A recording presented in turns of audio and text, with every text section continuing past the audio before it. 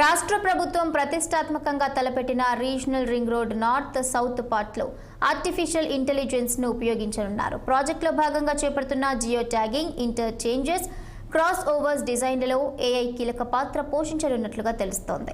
రెండు సైడ్ల నిర్మాణాల పర్యవేక్షణ కోసం డ్రోన్ ద్వారా ఏఐ టెక్నాలజీని వినియోగించుకునేలా సర్కార్ ప్లాన్ చేసినట్టు వార్తలు వినిపిస్తున్నాయి.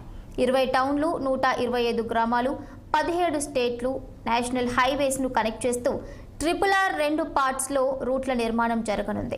రాష్ట్ర పరిధిలో ఉన్న పాత రోడ్లకు వినూత్న రీతిలో ఏఐను వినియోగించనున్నట్లు national highway authority of India స్పష్టం చేసింది. ఇందులో భాగంగా ఇటీవల హైదరాబాద్లో ఏఐపై జరిగిన సెమినార్లో ఈ ప్రాజెక్టుపై చర్చ కూడా జరిగింది. ఈ మేరకు ఉమ్మడి మెదక్, నల్గొండ జిల్లాల్లో నిర్మించనున్న నార్త్ పార్ట్కు భూసేకరణ చివరి దశకు చేరుకుంది. త్వరలో రైతులకు చెల్లించే పరిహారంపై అవార్డు పాస్ చేసేందుకు అధికారులు ప్రయత్నాలు ముమ్మరం చేస్తున్నారు. ఈ ప్రాజెక్టుకు టెండర్లు పిలిచిన తర్వాత ఏఐ నిపుణులతో అధికారులు భేటీ అయి ఈ టెక్నాలజీని ఉపయోగించుకోవాలన్న అంశంపై చర్చలు జరిపి పలు సలహాలు, సూచనలు తీసుకోనున్నట్లు అధికార వర్గాల ద్వారా తెలిసింది.